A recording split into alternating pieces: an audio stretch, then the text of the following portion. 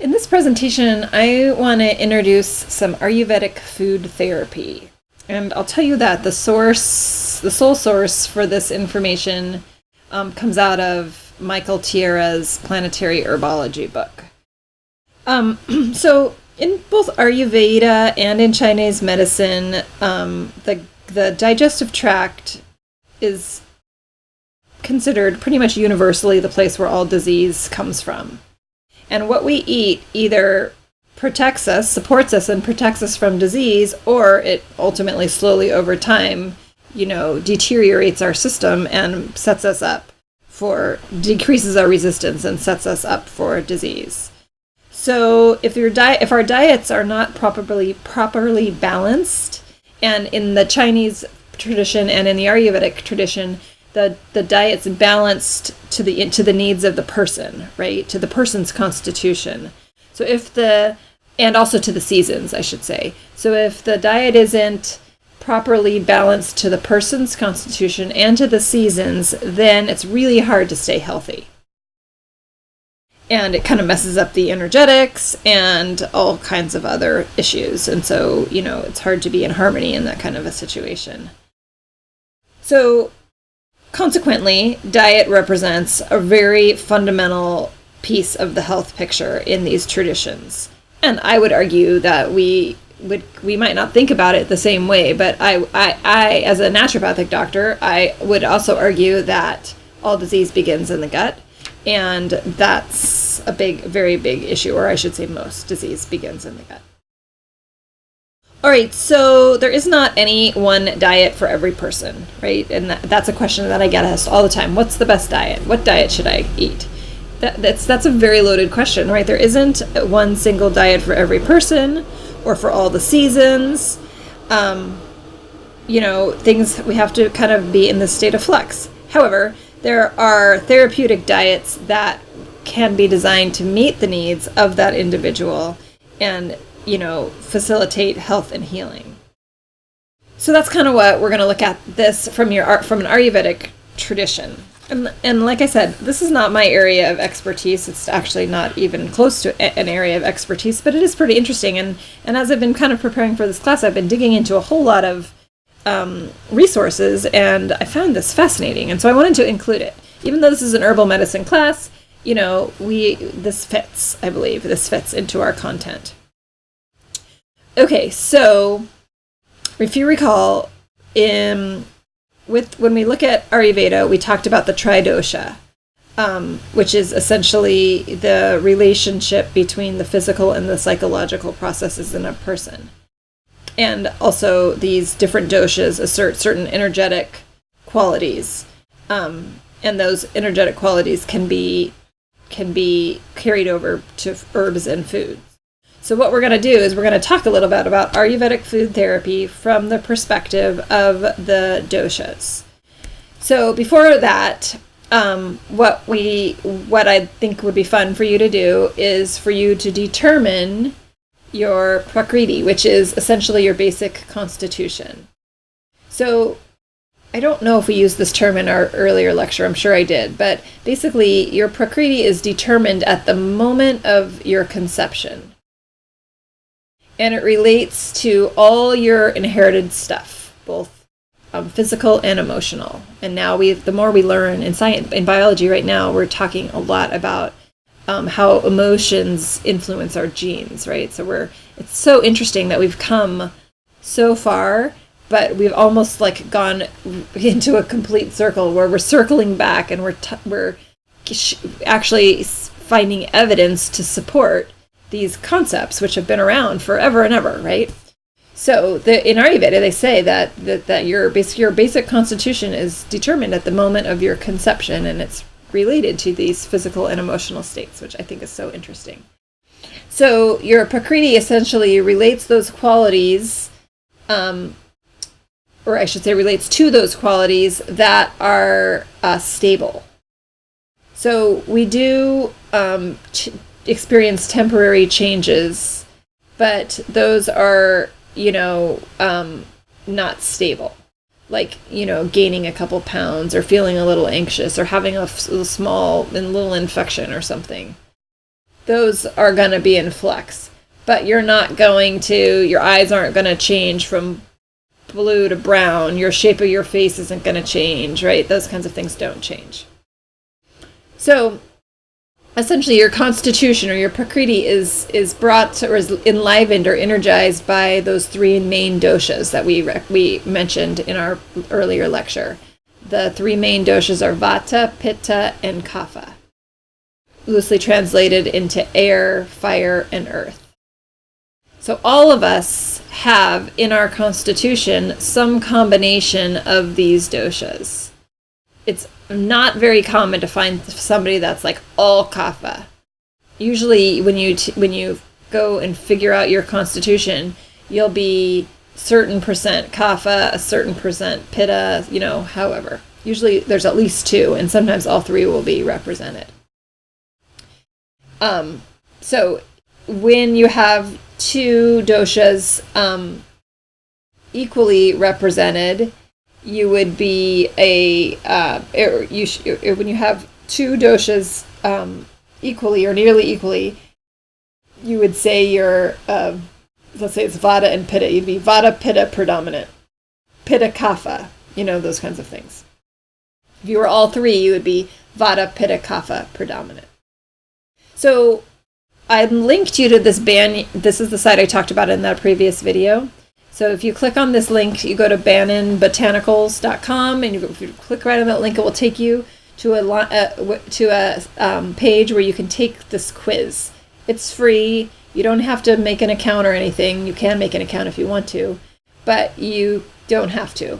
And when you take the quiz, it's going to go through a series of, I think there's like 20 to 30 questions, and you answer them to the best you can. Some of the questions are weird, and some of them are a little bit hard to answer, but you just do the best that you can, and then it's going to give you what your constitution is. So then you're going to write that down. And you're going to think about, after you figure out what you are, I'd like you to think about what I'm going to tell you now about this food business. All right, so let's start with the vata. So vata is air predominant. So people who are vata have this air predominant personality. They are prone to neurological issues. They tend to be on the cold side. They tend to be on the dry side. Emotionally, they tend to be really sensitive. They might be nervous or anxious. They are most likely very impatient. They change their mind all the time. Those would be kind of on the negative side. On the positive side, they're sensitive people, and they're very responsive people. They're present. So when you take your quiz, you're going to see, does that, when you get your results, does that resonate with me? If you're mostly vata, does that seem to resonate with you? So things that the vata people don't want to consume very much of are foods and herbs that are cool, that are dry, and that are rough, because they already have that. That would push them further out of balance. They also tend to be aggravated by tastes that are bitter or astringent. So leafy greens fall into this category. Leafy greens are oftentimes quite bitter. However, they benefit by things that are warm, moist, nourishing, sweet, salty, and sour. So in Michael Tira's book, he writes these building diets. This seems to be crazy to me, but it's just kind of the trend. So these vata people, they're already cool. They've got cool energy. So we want warm, and we want moist, and we want nourishing. And sweet, salty, and sour is all okay. So you see, they're going to want to eat mostly sweet. And when we think of sweet, right, we're not talking about candy, right? This is pre-candy days. We're talking about things that are nourishing sweet, like complex carbohydrates and some sweet proteins, like meats and beans and stuff. We'll talk about those. So mostly sweet stuff. This is not an all candy diet or soda. 5% of their diet can be sour. Somewhere between 0.5% to 1% salty. Remember, there's not a whole lot of salty food to be represented anyway. 1% bitter. Bitter's not good for them. 1% spicy or pungent. That's not particularly good for them either. And 1% astringent. So majority of their diet is sweet. So this is kind of how this looks, right? This is not always what we consider sweet. So if someone's Vata predominant, they would probably do well with rice, wheat, and oats. In terms of beans, not a whole lot of beans, just kidney beans, tofu, and tempeh, which are soy, right? So tofu is like very processed and squished soy. Tempeh is a little fermented soy beans. Cooked vegetables, onions, garlic, scallions, beets, radishes, cucumbers, peppers, lettuce, carrots, turnips, and asparagus. They're good with fruit, right? Sweet fruits. Avocados also, coconuts, bananas, cherries, melons, peaches, berries, figs, papayas, oranges, mangoes, limes, and grapes. Yum, the Vadas get good stuff. They're good with dairy, but we want to give it to them warm. They're already cool, remember? They're going to want to have warm liquids. For meat, they're good with pork, beef, fish, chicken, turkey, duck, and eggs. I don't know why he put eggs on the meat list, but that's where they throw them in there. Small amounts of all nuts are okay. All seeds are okay. All oils are okay. Remember, they're dry, so oils is good for them. All sweeteners in moderation, except for white sugar. Nobody should consume white sugar. That didn't even exist when the Ayurvedic people started doing all this stuff. Warm drinks, primarily water, tea, and warm fruit juice. For spices, they're good with ginger, black pepper, cardamom, coriander, cinnamon, cumin, and bay leaf. What they don't want to have, and if you're a Vata predominant person, what should aggravate you and you'd want to stay away from are dried fruits, apples, raw vegetables, the cabbage family, the nightshade family, which includes tomatoes, potatoes, and eggplant, and peppers, sprouts, barley, millet, corn, rye, buckwheat. So not a lot of grains, right? They were okay with rye, wheat, and oats, but the other grains they don't seem to do so great with. No bunny rabbit for them, no venison. And they should steer clear of all the beans except for the kidney beans and the soybeans, which we talked about above. So those are the Vata predominant people. So if you get that back, I'd like you to think about that and think about what you're doing, what you're not doing, or do these foods bother you, or do they seem to help you, or do you really do well with them? All right, so the Pitta people. Pitta is the fire predominant people. Pitta is fire. So they have a tendency towards inflammatory diseases, also infections. They tend to run a little bit on the acidic side. They tend to be thirsty. They don't like heat. They oftentimes have bleeding issues and ulcers. They can be quick to spark, so they can get angry really quickly, and they can be pretty aggressive or overbearing people. On the flip side, they oftentimes are full of courage, they're pretty vital, they're intelligent, and they're sociable.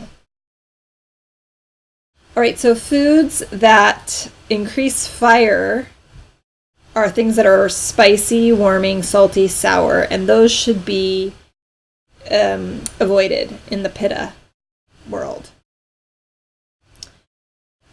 Things that are cool, however, cooling, sweet, bitter, and astringent, those are good for the Pitta disorders. So if you want to increase Pitta, you'd go with the cooling, sweet, bitter. If you wanted to decrease Pitta, you would want to stay away from those guys up there at the top. So in terms of the basic Pitta diet, 90% sweet, a little bit more on the astringent, 7% astringent, 2% bitter, 1% salty, up to 1% spices, and 0.5 to 1% of sour fruits. So let's see how this shakes down for them a little bit. So for the grains, the Pitta predominant people are okay with wheat, oats, rice, and barley. They're good with kidney beans and tofu, not tempeh, which is interesting. They are good with sweet and bitter vegetables, cabbage, mushrooms, white and sweet potatoes, broccoli, okra, sprouts, zucchini, leafy greens, cucumbers, and asparagus. They do well with sweet fruits, figs, grapes, coconuts, pears, oranges, mangoes, plums, and melon. They do okay with dairy, milk, and ghee, which is clarified butter, and unsalted cheese. The white meat of chicken and turkey is good. Rabbit is okay. Venison is okay. The only nuts they can eat is a coconut, or they should eat. The only seeds are the sunflower seeds. Olive oil, sunflower oils, and soy oils are okay. Ghee again, even though it's butter, but unrefined raw sugar and other sweeteners are okay, except for not molasses or honey. So these people are fiery, hot, so cool drinks for them. Cool water, cool fruit juice. And in terms of spices, not so much, right? They had a pretty low need for spice. So only coriander, cardamom, turmeric, and a little bit of cinnamon, pepper, and fennel seeds. All right, so our last one are the kaphas. So kapha people are, kapha was the water predominant personality. So they tend towards mucousy situations, like colds, asthma, swelling, digestive disorders, arthritis. Kapha people tend to be kind of slow to react, and they may be sort of dull or less sensitive than other types of people. Their positive attributes are they're smooth, they're steady, they're patient, they're generous, and they're forgiving. So foods that increase kapha are anything that are mucus-forming foods. So dairy is a known mucus former. We wouldn't want to give those to the kapha people. Fats also, cold foods, and foods that are really sweet or salty. Those tend to increase mucus. So kapha people do well with spicy, bitter, and astringent foods and herbs. And they also do well with food or herbs that are dry and rough in nature. They also do really well with hot baths, exercise, and fasting. So the kapha diet looks kind of like this. It seems to be a little bit, well, it's definitely lower on the sweet. So 80% sweet, 15% astringent. That's the highest astringents we've seen. 2.5% bitter, 1 to 2% spicy or pungent. Tiny bit of salt, 0.75 to 1% of salt. So this is how the kapha diet. This is for a dry, reducing, anti-kapha diet. So someone's mucousy, they're overly cold. This is what you'd want to do for them. So the grains they can have are rye, corn. Sorry, there's a typo. Millet, barley, and buckwheat. For beans. Sorry, there's something loud flying in the air. All right, beans are mung beans, orange lentils, chickpeas, sweet peas, all beans except for kidney beans and tofu. For vegetables, all leafy green vegetables, flowering vegetables, radish, eggplants, potatoes, garlic, and asparagus. Not a whole lot of fruit for these people. Baked apples are okay, guava, persimmons, and rose hips. I don't know that rose hips are, I guess, considered a fruit. Dairy, baked cheese is all right. Ghee is okay. Goat milk is okay. For meat, they can have chicken, turkey, rabbit, venison, but eggs, but not fried eggs. No nuts. Only sunflower seeds. Only almond, corn, and sunflower oils, and only in small amounts. No sweeteners except for raw honey. Water, hot tea, that should say, and wine in moderation. This is the first time we've seen wine. And then for spices, chili, ginger, black pepper, coriander, bay leaf, fenugreek, cumin, and turmeric.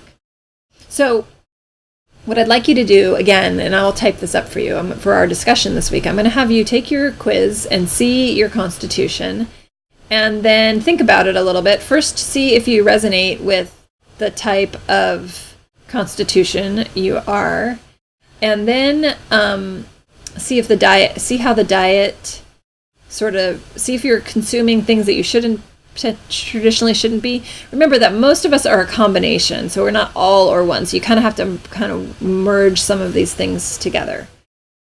So I'd like you to think about that. Before I'm gone, I want to talk about a food that's interesting, and it's quite delicious. And I would recommend all of us eat this frequently, if not at least once, if not more than once. So it's called khichdi, and it's spelled differently in different references. Oftentimes, instead of the I at the end, you'll see 2 E's.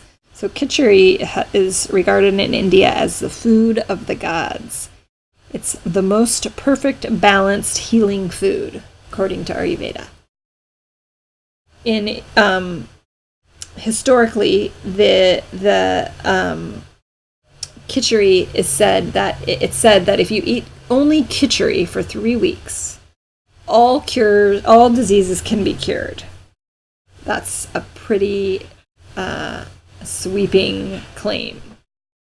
Any of you are willing to do that for the next 3 weeks? I would love to hear your progress. Even if you don't eat it only for 3 weeks, it does have some really good effects on the body. So it is said to basically bring our entire blood chemistry and all of our physiologic process back into balance. It calms the mind, clears the mind also, and regulates the emotions. It's oftentimes regarded as the best food for a fast or to take at the beginning of a cleanse. So basically what khichdi is, it's pretty simple, and it's pretty much a dish that consists of equal proportions of mung beans and brown rice mixed with salt, ghee, coriander, cumin, and turmeric. In the winter, oftentimes they'll add dry ginger to increase body heat, to maintain body heat. But basically what you do is you saute the coriander, the cumin, and the turmeric together in a skillet, and then you add the ghee. Ghee is, again, clarified butter. And then you kind of wait for the smell, the aromatics of the spices to begin to kind of rise. And then you throw in your pre-cooked mung beans. It's a great idea when you're cooking mung beans, or really honestly any kind of beans, if you're cooking beans, to put kombu, which is a bit of seaweed. You can get it at the health food store. Put a little bit of kombu in there. It helps to increase the digestive ability of the beans. And it puts some trace minerals in the beans as well. All right, so then you add in your pre-cooked mung beans. And you can kind of make this as dense or as thin as you desired. You can add the water that you cooked the beans in, and if you don't want the water, then it can be kind of thick, but it can be kind of pasty. Then you add the rice. You can use basmati or brown rice. I personally prefer brown, but I like brown rice better. And then you have it. It's made, right? And you can vary it a little bit. So if you want to make it, you can click on this link, which is going to take you also to the Banyan site. You can find recipes all over the place, but I like the Banyan site. You can actually buy everything you need to make it on the Banyan site if you wanted to. It's pretty yummy. I actually really like it. So on the Banyan site, they have you using basmati rice. Like I said, I like to do brown, but you could do either. You can buy the spice mix, but if you didn't want to buy the spice mix, again, it's equal concentrations of coriander, cumin seeds, and turmeric. Anyway, just kind of follow here's your mung beans, the yellow mung dal, and you just put it all together. It's great. You can garnish it with cilantro, which is really yummy, and add some salt to taste. So that's khichdi. I would highly recommend that we all try it. It's quite delicious. All right, so that's it for this. I hope that you enjoyed that, and I hope that you're willing to experiment a little bit with your diet and see how you feel. Again, see if you're consuming something that maybe you shouldn't be consuming, or if you already have like a sense like, oh yeah, I don't do well. Like for me, I'm mostly Vata and pitta. And I don't do, like, the stuff that's not good for Vatas are definitely not so good for me, and that's something that I've learned. And I know that intuitively, just based on what's going on in my body. But when I started kind of diving into this, I kind of started to realize it, and have adjusted a little bit, and it's been pretty interesting. So that's our conversation on the Ayurvedic food therapy. And we will be back next week. We're going to go back to just talking about herbs in a general sense. We're going to talk about how to choose herbs, and we're going to talk about different categories of herbs. And then we're going to talk a little bit about some chemistry. We're kind of diving into the world of herbs and ultimately working towards medicine making, which is what we're going to do when we are together live in October. Okay, talk to you later.